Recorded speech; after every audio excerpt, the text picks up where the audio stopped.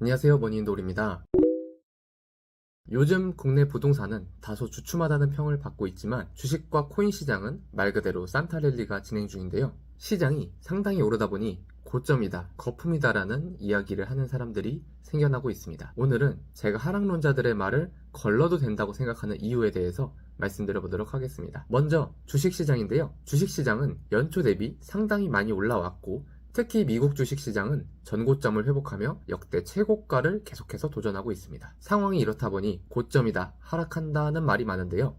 하락론자들이 하락을 외치는 근거는 다음과 같습니다. 첫째, 차트적 관점인데요. 차트 패턴이 대공황과 비슷하다, RSI가 고평가 구간이다, 이런 주장을 하는 분들이 가장 많은데요. 과거 데이터를 보는 것은 분명히 중요합니다. 확률적으로는 데이터가 가지는 의미는 분명하죠. 그러나 경제에는 수많은 변수가 존재하며 해당 변수들을 종합적으로 살펴볼 필요가 있습니다. 현재 역대급 금리 인상이 확실하게 끝이 난 상황이고 물가가 안정을 찾으면서 내년에 수차례 금리 인하가 기정사실화되고 있습니다. 코로나 이후 엄청난 양의 통화량이 증가하면서 시장의 파이 자체가 커졌습니다. 차트로 인한 거품을 논할 때 코로나 이후 증가한 통화량을 생각한다면 단순히 차트만 가지고 지금이 고점임을 논하기는 문제가 있어요. 이렇게 이야기를 하면 조금 더 나아가는 분들은 한 가지를 더 이야기해요. 바로 경기 침체입니다. 경기가 침체되면서 주식시장이 하락한다는 것입니다. 이게 일리가 있는 말인 게 데이터 기반으로 보았을 때 경기가 침체해서 금리를 내리는 시기에 주가도 하락하는 모습을 보여주는 경우가 꽤 많았습니다. 다만 경기 침체가 당연한 수순이라는 것에 대해서는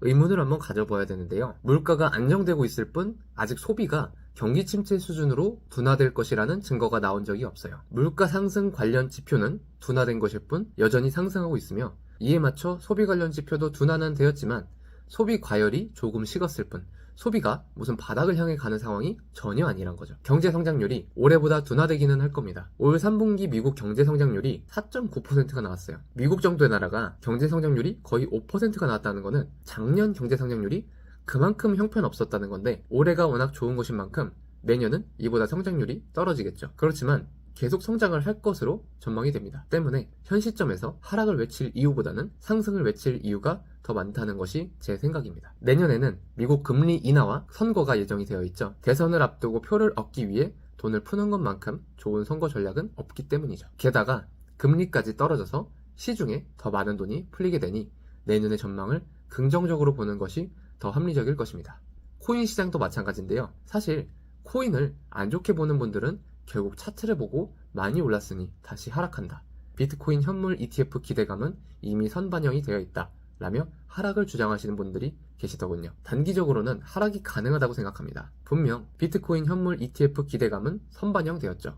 그렇지만 실제 ETF를 통해 들어오게 될 자금의 양이 어마어마합니다. 많은 자산운용사들 중 블랙록 한 곳만 놓고 따져봐도 운용하는 자금이 우리나라 돈으로 1경 이상인데 보수적으로 1%만 비트코인으로 들어와도 비트코인으로 1000억 달러 이상이 들어오게 됩니다. 다른 자산운용사의 자금까지 들어온다면 말할 것도 없겠죠. 반감기 이슈까지 더해서 2024년 우상향만큼은 확실하다고 예상이 됩니다. 결론적으로 단기적인 출렁거림은 있을 수 있어도 2024년 전체적으로는 주식도 코인도 상승할 것으로 예상이 됩니다. 마지막으로 우리나라 부동산 이야기도 해보겠습니다. 부동산 하락론자분들이 요즘 주장하는 바가 크게 두 가지인데요.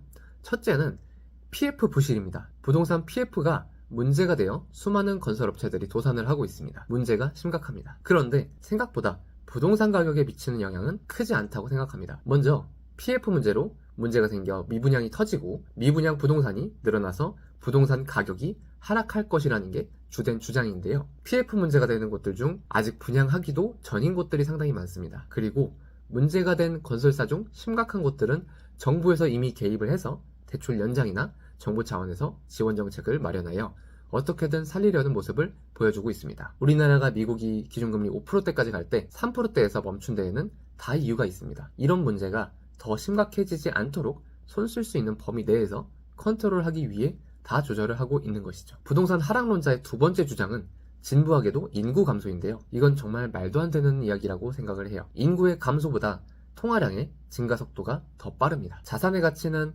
계속해서 증가할 것이고 당장 10수년은 인구는 줄어들지만 세대수는 늘어나는 모습을 계속해서 보여줄 겁니다. 때문에 단순히 인구가 줄어서 부동산 가격이 빠질 거라는 주장은 들을 필요도 없어요. 물론 인구 감소로 인한 경쟁력 악화로 우리나라 경제가 쇠퇴한다면 부동산에 영향이 있는 것은 맞습니다. 다만 인구가 줄어든다고 무조건 역성장하는 것이 아니기 때문에 이 또한 근거가 부족하다고 생각합니다. 저도 단기적으로는 부동산이 힘을 못 쓸 것이라고 생각합니다.